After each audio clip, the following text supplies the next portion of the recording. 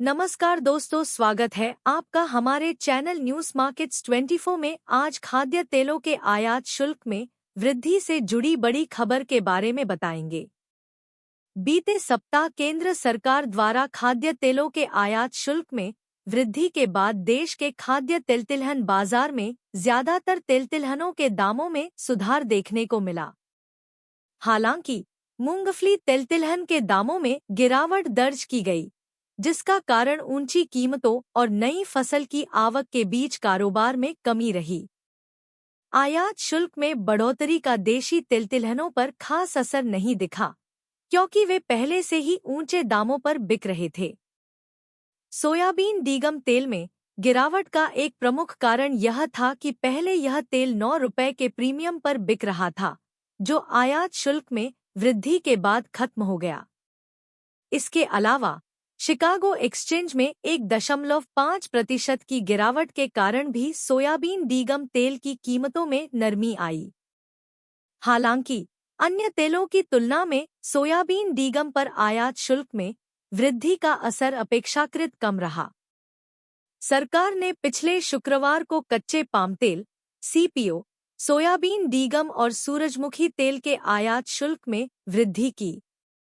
CPO और soybean degum का आयात शुल्क 5.5% से बढ़ाकर 27.5%, पामोलिन का 13.75% से बढ़ाकर 35.75% और सूरजमुखी तेल का आयात शुल्क 5.5% से बढ़ाकर 27.5% कर दिया गया।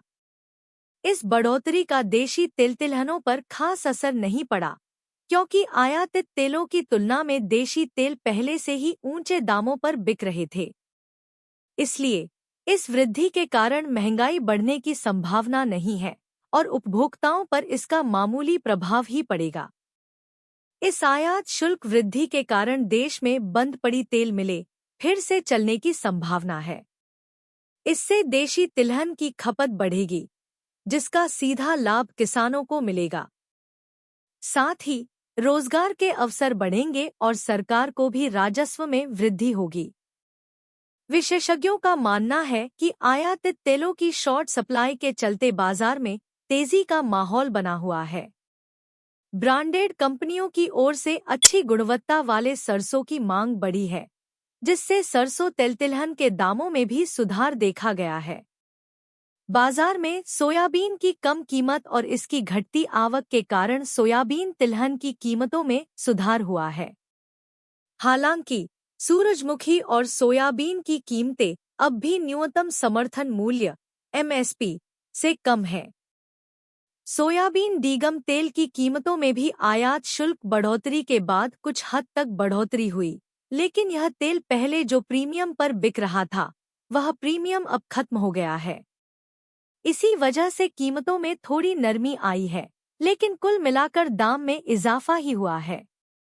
जहां अन्य तिलहनों में आयात शुल्क वृद्धि के बाद कीमतों में सुधार देखा गया, वहीं मूंगफली तेलतिलहन के दामों में गिरावट दर्ज की गई।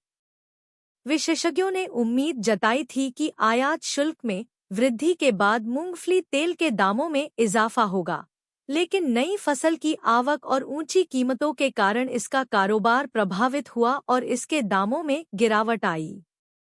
खबर में सिर्फ इतना ही। इसी तरह के न्यूज़ जानने के लिए हमारे चैनल को सब्सक्राइब करना न भूले और न्यूज़ मार्केट्स 24 देखते रहे।